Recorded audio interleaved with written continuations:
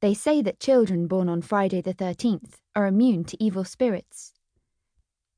Both Ivy and Maggie had been born on exactly the same day of the same year, under the same full moon, and both had been adopted by two single fathers who had recently moved to Crowood Peak. The place was named as such because of its puzzling number of crows. The birds seemed to watch everything you did with an odd kind of intrigue, and they squawked back and forth to each other, as if in conversation. They weren't bothersome exactly. Simply a little strange and creepy. It was named Crowood Peak because once upon a time there had been a small but proud mountain that loomed over the village that sat at its base. Most of the mountain was still there, but its peak was, well, nothing special these days. Bill Erie and Max Toomb had been great friends since they went to school together. They had called themselves the Double Trouble Society. Well, exasperated teachers, fed up with their antics, actually gave them the name, but it stuck. The two fathers bestowed the name on their daughters, Maggie and Ivy, when they decided that they themselves were too old to get up to any further tricks, and it was clear that the girls had established the same unbreakable bond that their fathers had. For even as adults, Bill and Max were inseparable friends, and had moved into houses so close to each other that only one house separated them. It was a house that no one liked to talk about. Some even called it evil, but Ivy and Maggie didn't worry about it too much. After all, they were immune to evil spirits, weren't they? But it didn't stop them checking for monsters under their bed each and every night. The house between the two girls' houses was set away from the road, with a long path to the front door. Ivy and Maggie could look over its front garden and into one another's bedrooms through their side windows. It was much too far to shout, so their dads had given them a set of walkie-talkies when they were little, and they'd used them every night since. Mainly for their nightly monster hunt. "Ivy for Maggie. Do you copy? Over," Ivy whispered into her scuffed-up pink walkie-talkie.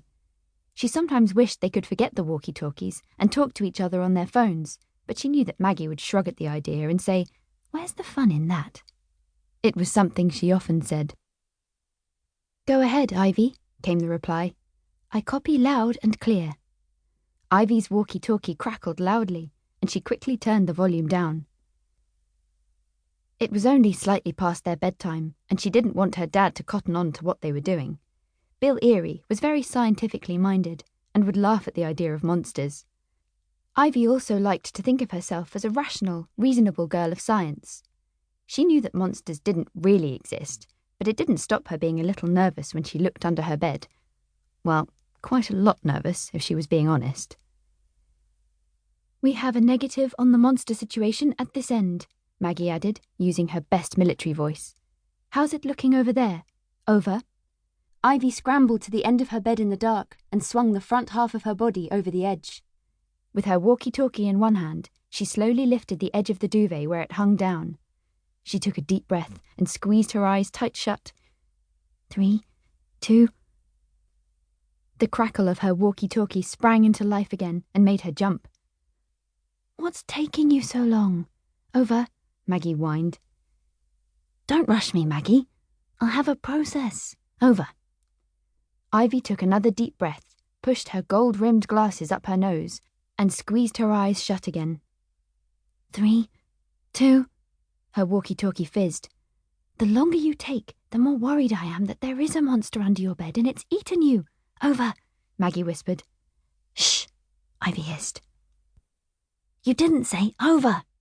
"Over." Ivy could almost hear her friend smile through the line. There was nothing Maggie liked more than winding her up.